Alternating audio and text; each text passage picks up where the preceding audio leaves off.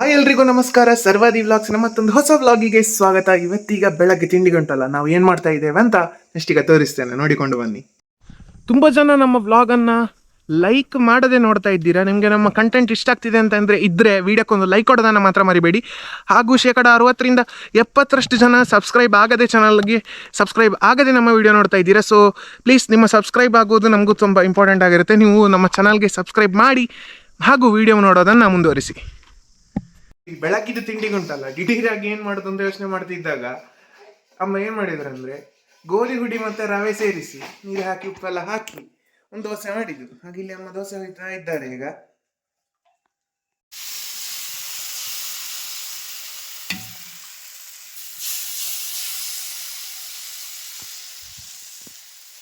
ಎಂತ ಬೇವಿನ ಸೊಪ್ಪು ಅದಕ್ಕೆ ಬೇರೆ ಹಾಕಿದ್ದು, ಬೇವಿನ ಸೊಪ್ಪು, ಈರುಳ್ಳಿ, ಹಸಿಮೆಣಸು ಇದೆಲ್ಲ ಹಾಕಿ ಮಾಡಿದಂಥ ದೋಸೆ.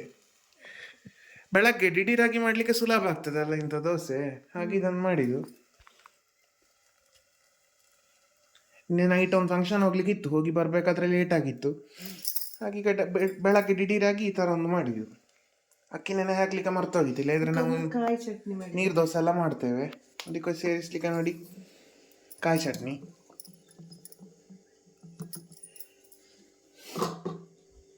ಈ ದೋಸೆಗೆ ಅಕ್ಕಿ ಹುಡಿ ಇದ್ರೆ ಅಕ್ಕಿ ಹುಡಿ ಸಹ ಸ್ವಲ್ಪ ಸೇರಿಸ್ಲಿಕ್ಕೆ ಆಗ್ತದೆ. ಅದು ಸೇರಿಸಿದ್ರೆ ಸ್ವಲ್ಪ ಇನ್ನು ಕ್ರಿಸ್ಪಿ ಬರ್ತದೆ.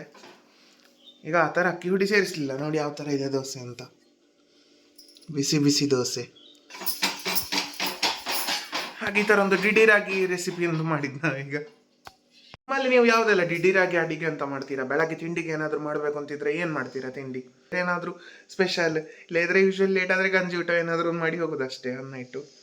ಇಲ್ಲ ಇದ್ರೆ ಬೇರೆ ಏನು ಮಾಡ್ತೀರಾ ದಿಢೀರಾಗಿ ಅಂತ ಏನಾದಿದ್ರೆ ಕಮೆಂಟಲ್ಲಿ ತಿಳಿಸಿ, ಆಯಿತಾ? ಏನ್ ಮಾಡ್ತಾ ಇರೋದು? ಸೇಲಿಗುಂಟಾ? ನೀವೆಂತ ಮಾಡುದು? ಇವರೊಂದು ಮಾವಿನಕಾಯಿ ಕೊಯ್ಯುವ ಸೀನು ನೋಡಿ ಬೇಕಿದ್ರೆ. ಇದೀಗ ಸಂಜೆಯ ಹೊತ್ತಲ್ಲಿ ಕೊಯ್ತಾ ಇರುದು. ಇವರು ಕೊಯ್ಲಿಕ್ಕೆ ಬೇಕಿದ್ರೆ ಬರ್ತಾರೆ, ಯಾರಾದ್ರೂ ಇದ್ರೆ ಕಾಲ್ ಮಾಡಿ. ಇವರ ನಂಬರ್ ಹಾಕ್ತೀನಿ. ಮಾವಿನಕಾಯಿ ಮರ ಹತ್ತಿಸ ಕೊಯ್ತಾರಂತೆ ಇವರು. ಗೇರು ಬೀಜ ಎಲ್ಲ ಕೊಯ್ತಾ ಇದ್ರಂತೆ, ತುಂಬಾ ಕ್ವಿಂಟಲ್ ಗಟ್ಲೆ ಕೊಯ್ದವರು. ನೋಡಿ, ಮುಖ ಬೇಕಿದ್ರೆ ತೋರಿಸ್ತೇನೆ. ಮಾವಿನಕಾಯಿ ಕೊಯ್ಯುವಾಗ್ಲೇ ಗೊತ್ತಾಗುದಿಲ್ಲ ಎಷ್ಟು ಕೊಯ್ದಿರ್ತಾರಂತ. ಇವರಿಗೆ ಅವರು ಕಲಿಸ್ತಾ ಇದ್ದಾರೆ ಈಗ. ಈ ಹುಡುಗನಿಗೆ ಇವರು ಕಲಿಸುದು. ಅವನು ಟ್ರೈನಿಂಗಿಗೆ ಬಂದಿದ್ದ ಅವನು, ಈ ಹುಡುಗ.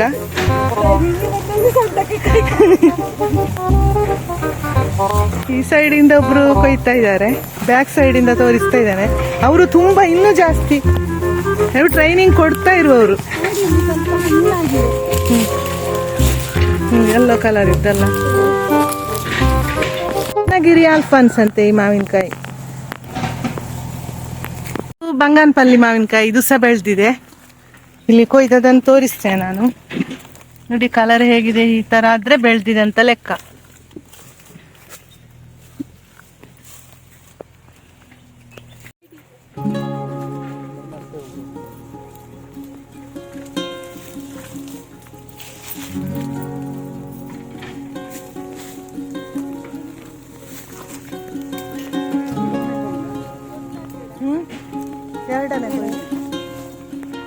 ಎರಡನೇ ಕೊಯ್ದು.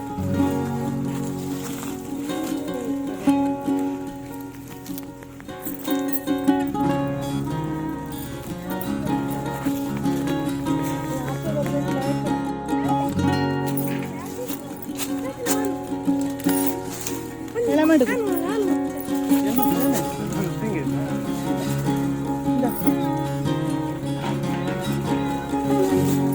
ಕ್ಯಾಚ್ ನಮ್ಮ ಕೈಗೆ ಕೊಡುದು. ಇವು ಕ್ಯಾಚ್ ನಾವೆಂತ ಬೇಕು. ಜಾಗ್ರತೆ, ಸಪುರಗೆಲ್ಲ ಅದು.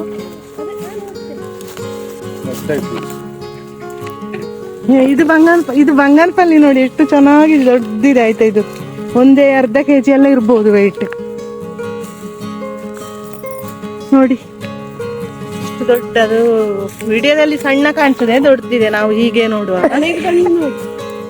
ಹುಳ ಆಗ್ತದೆ ಆಯ್ತಾ, ಇಲ್ಲೆಲ್ಲ ನೋಡಿ. ಈ ಸೈಡ್ ಇದೆ, ನಾನೀಗ ಈ ಕಡೆ ಎಲ್ಲ ಹುಳ ಆಗ್ತದೆ. ನೋಡಿದೆ ಚೆನ್ನಾಗಿದೆ ಅಂತ ನೋಡುವಾಗ ಎಲ್ಲ ಹುಳ ಆಗಿದೆ, ಬಿದ್ದುಕೊಂಡಿದೆ. ತೋರಿಸ್ತೇನೆ. ಇಲ್ಲಿ ನೋಡಿ ಎಷ್ಟು ಚೆನ್ನಾಗಿದೆ, ನೋಡುವಾಗ ಚಂದ ಉಂಟಾಯ್ತು. ಇಲ್ಲಿ ನೋಡಿ ಇದರೊಳಗೆ ಫುಲ್ ಹುಳ ಇರ್ತದೆ, ಗಟ್ಟಿ ಉಂಟು, ಇದು ಹಣ್ಣಾಗಿದೆ ಆದರೆ ಇದರೊಳಗೆಲ್ಲ ಹುಳ ಇರ್ತದೆ.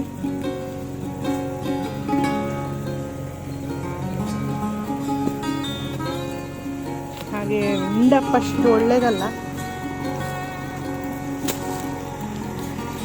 ಕಾಯಿ ಕೊಯ್ದಿಟ್ರೆ ಹುಳ ಆಗುದಿಲ್ವೇನೋ, ಅದು ಕೆಳಗೆ ಬಿದ್ದರೆ ಅದುವೇ ಹಣ್ಣಾಗಿ ಬಿದ್ದರೆ ಹುಳ ಆಗ್ತದೆ. ಮರದಿಂದ ಕೊಯ್ದಿಟ್ರೆ ಹುಳ ಆಗ್ಲಿಕ್ಕಿಲ್ಲ.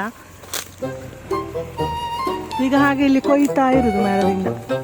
ಕ್ಯಾಚಿಂಗ್ ಆಗ್ತಾ ಉಂಟು ನೋಡಿ, ಕ್ಯಾಚ್ ಹಿಡಿಯುವವರು ಹೇಗಿದ್ದಾರೆ ಅಂತ ತೋರಿಸ್ತೇನೆ.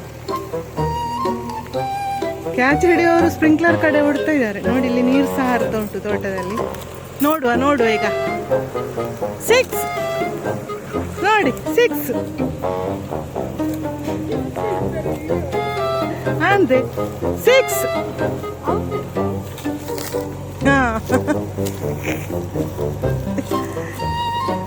ಹಿಡಿದಾರೆ, ಹಿಡಿಯಕ್ಕಪ್ಪ ಅಲ್ಲ, ಔಟ್ ಹೇಳಿದ್ಲೆ. ಒಳ್ಳೆ, ನೆಕ್ಸ್ಟ್ ಇಯರ್ ಇನ್ನೂ ಸಹ ಜಾಸ್ತಿ ಕ್ಯಾಚ್ ಹಿಡಿತಾನೆ. ಅಭ್ಯಾಸ ಆಯ್ತು. 3 ಮಾವಿನಕಾಯಿ 4 ಹಿಡ್ದಾಗ್ಲೆ, ಅದು 1-2 ಬಿಡುಗು.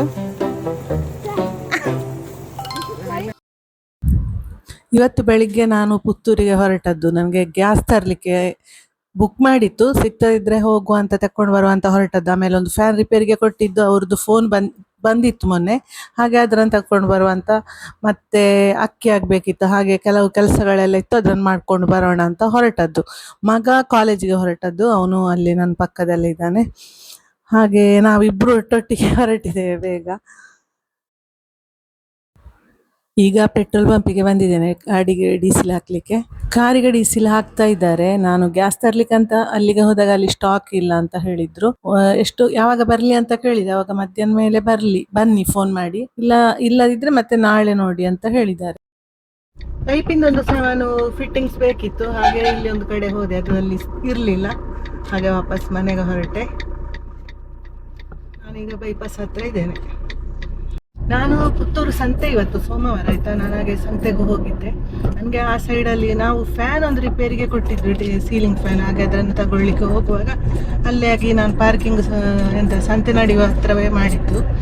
ಹಾಗೆ ಅಲ್ಲಿಂದ ಟೊಮೆಟೊ 1 kg, ಬೆಂಡೆಕಾಯಿ 1/4 kg, ಮತ್ತೆ ಇನ್ನೊಂದೆಂತಪ್ಪ, 1 ಬೀಟ್ರೋಟ್, ಇಷ್ಟು 3 ಐಟಮ್ ತೆಕ್ಕೊಂಡಿದ್ದೇನೆ, ಬೇರೆ ಏನು ತೆಕ್ಕೊಂಡಿಲ್ಲ. ಟೊಮೆಟೊಕ್ಕೆ 50 ರೂಪಾಯಿ ಇತ್ತು, ಮತ್ತೆ ಅದಕ್ಕೆ ಬೀಟ್ರೋಟಿಗೆ 40, ಮತ್ತೆಂತ ಬೆಂಡೆಕಾಯಿಗೆ 20 ರೂಪಾಯಿ, 1/4 kg 20, 80 ಆಗತ್ತೆ ಕೆಜಿಗೆಲ್ಲ. ಹಾಗೆ ಇಷ್ಟೊಂದು ತಕೊಂಡು ಬಂದೆ. ಇನ್ನೀಗ ಮನೆಗೆ ಹೋಗಿ ನಾನೀಗ ತೆಂಗಿನ ಮರಕ್ಕೆ ನೀರು ಹಾಕುವ ಕೆಲಸ. ಫಸ್ಟಿಗೆ ತೆಂಗಿನ ಮರಕ್ಕೆ ಬಬ್ಲರ್ ಹಾಕಿ ಆನ್ ಮಾಡಿ, ಬಬ್ಲರ್ ಮಾಡಿ ನೀರು ಹಾಕಿ, ಆಮೇಲೆ ಕೆಳಗೆ ದೊಡ್ಡ ತೋಟಕ್ಕೆ ನೀರು ಹಾಕುವ ಕೆಲಸ ಮಾಡಬೇಕು. ಅದರ ಎಡೆಯಲ್ಲಿ ನಾನು ಅಲ್ಲೇ ಆ ಕೆಲಸದ ನೀರು ಹೋಗ್ತಾ ಇರೋ ಹೊತ್ತಿಗೆ ನಾನು ತೋಟದಲ್ಲೆಲ್ಲ ಹೋಗಿ ತೆಂಗಿನಕಾಯಿ ಇದೆಯಾ ಅಂತ ನೋಡಿ ಬರಬೇಕು. ಇವತ್ತು ಒಮ್ಮೊಮ್ಮೆ ಮಗ ಬೆಳಿಗ್ಗೆ ಹೋಗ್ತಾನೆ ನೋಡ್ಲಿಕ್ಕೆ, ಇವತ್ತೇ ಹೋಗಿಲ್ಲ, ಅವನಿಗೆ ಹೊರಡಬೇಕಲ್ಲ, ನಾನೇ ಹೋಗ್ತೇನೆ ಅಂತ ಹೇಳಿದ್ದೆ. ಆಮೇಲೆ ಬಂದು ಇನ್ನೀಗ ಆ ಕೆಲಸಕ್ಕೆ ಹೋಗ್ಬೇಕು. ಎದುರುಗಡೆ ಒಂದು ಲಾರಿ ಆಟೋ ಹೋಗ್ತಾ ಇದೆ, ಆಯ್ತು ನೋಡಿ. ಆ ಕಡೆಯಿಂದಲೂ ಒಂದು ಆಟೋ ಬರ್ತಾ ಇತ್ತು, ತುಂಬಾ ಧೂಳು ಬರ್ತಾ ಇತ್ತು, ಸೈಡಿಗೆ ಹೋಗ್ತದಲ್ಲ ಲಾರಿ, ಹಾಗೆ ಸ್ವಲ್ಪ ಧೂಳು ಬರ್ತಾ ಇತ್ತು. ನನ್ಗೆ ಗ್ಲಾಸ್ ಹಾಕೊಂಡಿದ್ದೇನೆ, ಆದ್ರೂ ಕೂಡ ಎಂತ ಆಗುದು ಗೊತ್ತುಂಟಾ, ಒಳಗೆ ಧೂಳು ಬರುವಾಗ ಅನಿಸ್ತಾ ಇರ್ತದೆ. ಈಗ ತೋಟಕ್ಕೆ ತೆಂಗಿನಕಾಯಿ ಹೆಕ್ಲಿಕ್ಕೆ ಅಂತ ಬಂದದ್ದು. ಹಾಗೆ ಬಂದಿರುವಾಗ ನೋಡಿ, ಇಲ್ಲಿ ತೋಟದಲ್ಲಿ ಇದು ತೆಂಗಿನ ಕಟ್ಟಬುಣಿಯಲ್ಲಿ ಇದು ನೋಡಿ, ನಮ್ಮ ಬೇಲೆಯಲ್ಲಿ ಫುಲ್ ಇಲ್ಲಿ ತುಂಬಿಕೊಂಡಿದೆ. ಇದು ಸಣ್ಣ ಗಿಡ ಇತ್ತು ನಮ್ಮ ಜಾಗದಲ್ಲಿ, ಅದು ನೋಡಿ ಬೇಲಿ ಫುಲ್ ಆವರಿಸಿದೆ. ನೆಲದಲ್ಲಿ ಹೋದಲ್ಲೆಲ್ಲ ಅದು ಬೇರು ಬರ್ತದೆ, ಆಯ್ತಾ ನೋಡಿ. ನಾನು ಅದನ್ನು ಸ್ವಲ್ಪ ಹೀಗೆ ತೆಗೆಯುವ, ಇಲ್ಲೆಲ್ಲ ಕಾಡು ಹಂದಿಗಳಿಗೆಲ್ಲ ಸುಲಭ ಆಗ್ತದೆ. ಇದರ ಎಡೆಯಲ್ಲೆಲ್ಲ ಕೂತ್ಕೊಂಡು ತೆಂಗಿನಕಾಯಿ ಸುಲಿಲಿಕ್ಕೆ ನೋಡಿ, ಇಲ್ಲೆಲ್ಲ ಎಷ್ಟು ಹಾಳು ಮಾಡಿ ಹಾಕಿದೆ ತೆಂಗಿನಕಾಯಿ ಎಲ್ಲ.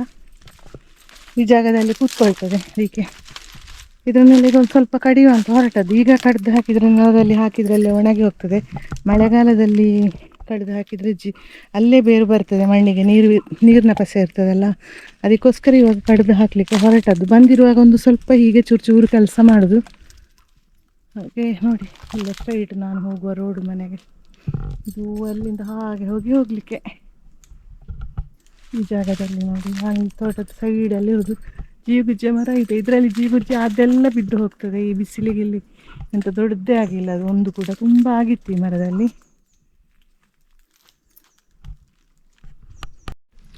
ಈ ಮೂಲೆಯಿಂದಲೇ ನೋಡಿ ತೆಂಗಿನ ಮರ ಇರೋ ಅಲ್ಲಿಂದಲೇ ನೋಡಿ ನಾನು ಇದರನ್ನೆಲ್ಲ ಸ್ವಲ್ಪ ಕಡ್ದು ಹೀಗೆ ಹಾಕಿದ್ದೇನೆ.